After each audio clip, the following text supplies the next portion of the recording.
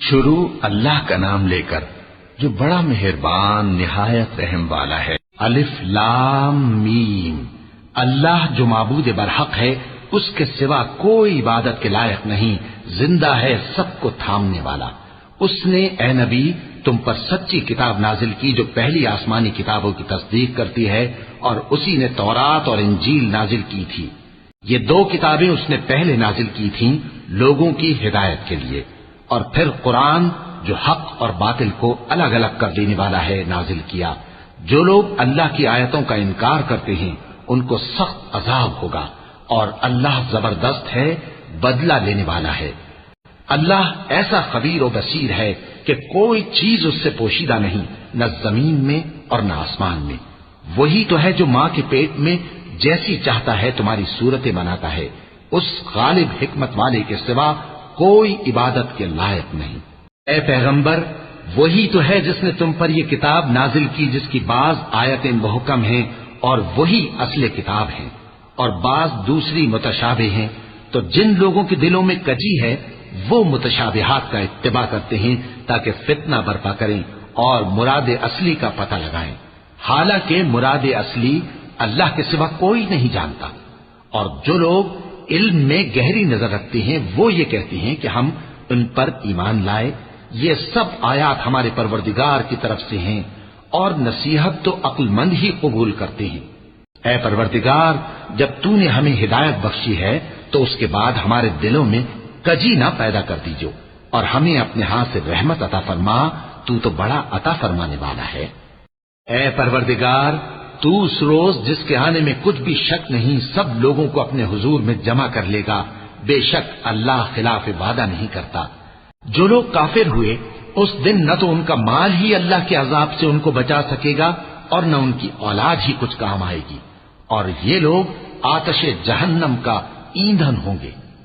ان کا حال بھی فرعونیوں اور ان سے پہلے لوگوں کا سا ہوگا جنہوں نے ہماری آیتوں کی تکذیب کی تھی، تو اللہ نے ان کو ان کے گناہوں کے سبب عذاب میں پکڑ لیا تھا، اور اللہ سخت عذاب کرنے والا ہے۔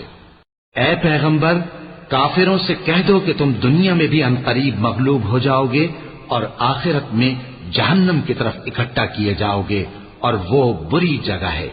تمہارے لیے دو گروہوں میں جو جنگ بدر کے دن آپس میں بھڑ گئے قدرت الہی کی عظیم الشان نشانی تھی۔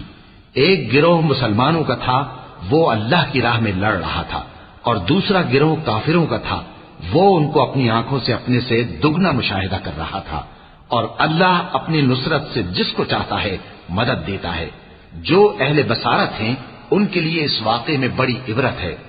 لوگوں کو ان کی خواہشوں کی چیزیں یعنی عورتیں اور بیٹے اور سونے اور چاندی کے بڑے بڑے ڈھیر اور نشان لگے ہوئے گھوڑے اور مویشی اور کھیتی بڑی زینت دار معلوم ہوتی ہیں، مگر یہ سب دنیا ہی کی زندگی کے سامان ہیں، اور اللہ کے پاس بہت اچھا ٹھکانہ ہے۔ اے پیغمبر، ان سے کہو کہ بھلا میں تم کو ایسی چیز بتاؤں جو ان چیزوں سے کہیں اچھی ہو۔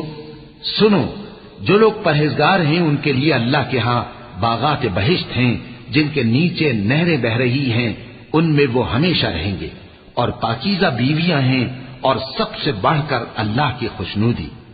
اور اللہ اپنے سب بندوں کو دیکھ رہا ہے جو اللہ سے التجا کرتے ہیں کہ اے پروردگار، ہم ایمان لے آئے سو ہم کو ہمارے گناہ معاف فرما اور ہم کو دوزخ کے عذاب سے محفوظ رکھ۔ یہ وہ لوگ ہیں جو مشکلات میں صبر کرتے اور سچ بولتے اور عبادت میں لگے رہتے اور نیکی میں خرچ کرتے اور اوقات سحر میں گناہوں کی معافی مانگا کرتے ہیں۔ اللہ تو اس بات کی گواہی دیتا ہے کہ اس کے سوا کوئی معبود نہیں، اس حال میں کہ وہ انصاف کا حاکم ہے، اور فرشتے اور علم والے بھی گواہی دیتے ہیں کہ اس غالب حکمت والے کے سوا کوئی لائق عبادت نہیں۔ دین تو اللہ کے نزدیک اسلام ہی ہے، اور اہل کتاب نے جو اس دین سے اختلاف کیا تو علم حاصل ہونے کے بعد آپس کی ضد سے کیا، اور جو شخص اللہ کی آیتوں کو نہ مانے تو اللہ جلد حساب لینے والا ہے۔ اے پیغمبر، پس اگر یہ لوگ تم سے جھگڑنے لگیں تو کہنا کہ میں اور میرے پیرو تو اللہ کے فرمانبردار ہو چکے، اور اہل کتاب اور ان پڑھ لوگوں سے کہو کہ کیا تم بھی اللہ کے فرمانبردار بنتے اور اسلام لاتے ہو؟ پس اگر یہ لوگ اسلام لے آئیں تو بے شک ہدایت پالیں، اور اگر تمہارا کہا نہ مانے تو تمہارا کام صرف اللہ کا پیغام پہنچا دینا ہے، اور اللہ اپنے بندوں کو دیکھ رہا ہے۔